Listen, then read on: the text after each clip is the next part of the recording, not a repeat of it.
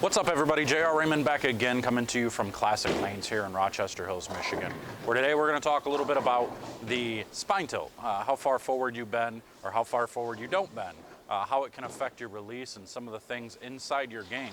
Because as we know, all these little key elements that I keep bringing up, they actually impact each other in one way or another. So we're going to talk about this here in a minute. Stay tuned.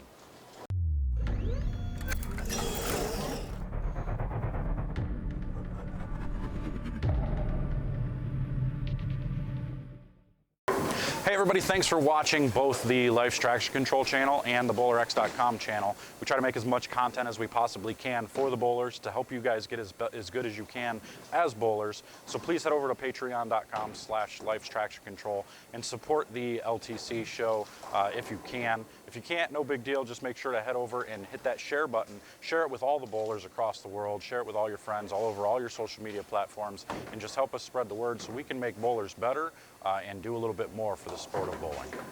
All right, welcome back. We want to try and create the most leverage we possibly can. And we've always talked about where we get our hand, how to get into a good position, playing that inside part of the ball.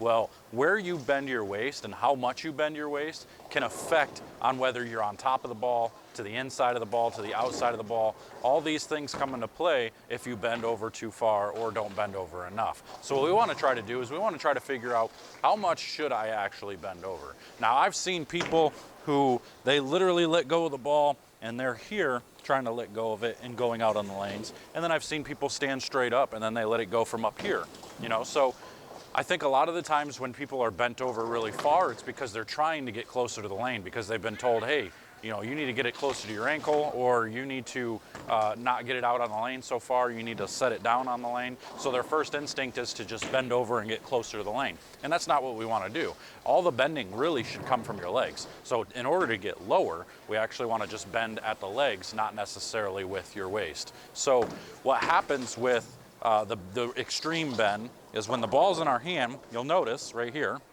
if I'm in basically a vertical position, my hand stays behind it pretty good, but now I'm too high, I'm too far away from the ankle. But if I bend over now trying to get it closer, what happens to my hand?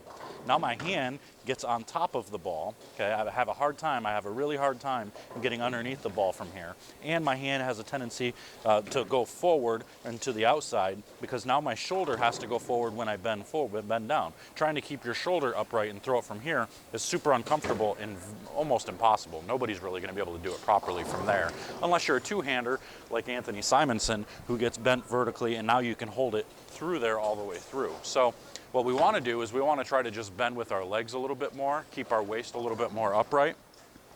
And when we get here, now again, we start in this position.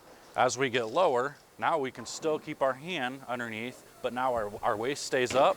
We're right next to the ankle and our hand can stay to the inside, and we can go to the outside if we want. But now look what happens if I go forward. See where my hand goes? Now my hand goes forward to the top of it. That's what we're trying to prevent. We don't want that to happen.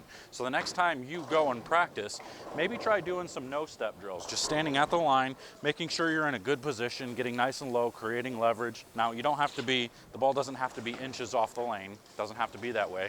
I would just say, make sure the ball is between your knee and your ankle. So right somewhere in your calf, I think you'll be okay. If it's right at your knee or above your knee, you're probably gonna wanna get a little bit lower with your knees. Now, if you have bad knees, you're kind of in trouble. We're gonna have to try to just adjust with, having to stay a little bit more straighter up and just making sure the ball just goes out and down the entire way. So just try these things next time you practice and see how it helps you. But that's all I got for you today. Create a little bit more leverage, a little bit better hand position.